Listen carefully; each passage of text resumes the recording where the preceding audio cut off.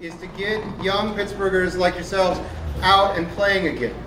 I started Obscure Games Pittsburgh when I realized that it had been 5 years since I had gone out and played for no reason.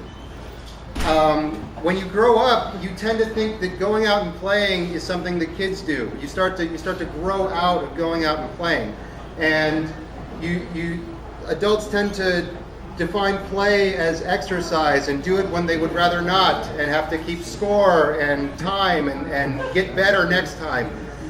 You don't need to do that to go play. And that's the mission of Obscure Games, is to get people out and playing for the fun of it.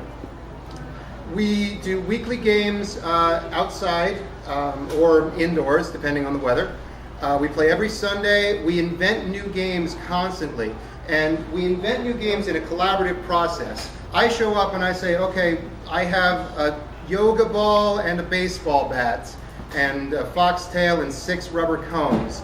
What can we do with that? And in a series of trial and error and somebody's idea and somebody else's criticism and somebody else's new idea, we generate a brand new game. It's an extremely collaborative process. It's an extremely creative process. And in the meantime, we're running around, playing outside, exercising, having a lot of fun, and engaging both the body and the mind. I'm taking this, and for those of you that are familiar with the Come Out and Play Festival in New York, this might be very exciting to you. For those of you that are not, check it out, comeoutandplay.org. Obscure Games is snowballing into the Steel City Games Fest, which is going to occur in Pittsburgh August 27th to 29th. Game submissions are open to anybody, okay?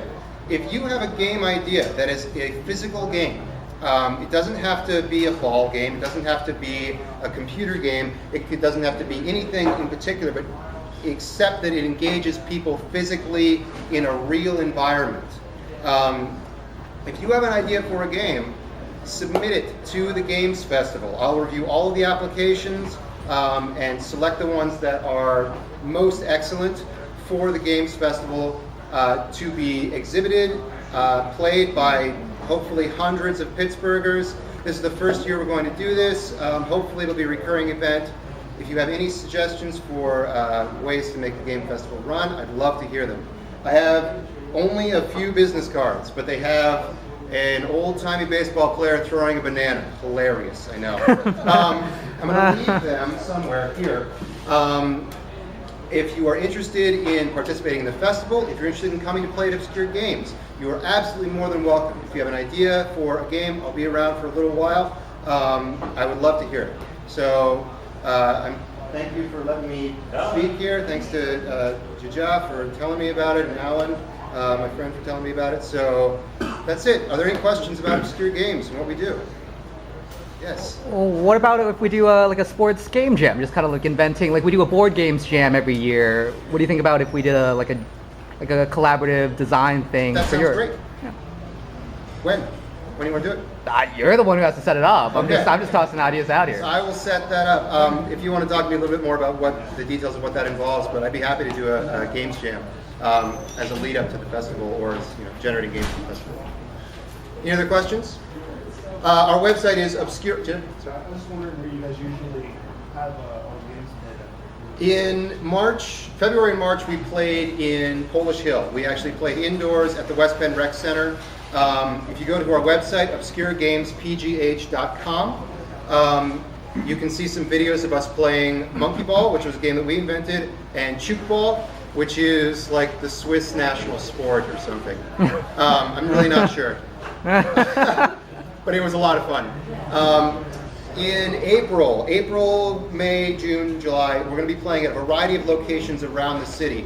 That information will be posted on our website. There's a blog that I update frequently with new information about where we're playing. Also on the Obscure Games website is a wiki-style rule book. You can go on, if you know a game, you remember a game you played in your childhood that you thought was awesome, you can go on and you can write the rules down, get it on the internet, and have a reference guide for the rules to your this new game.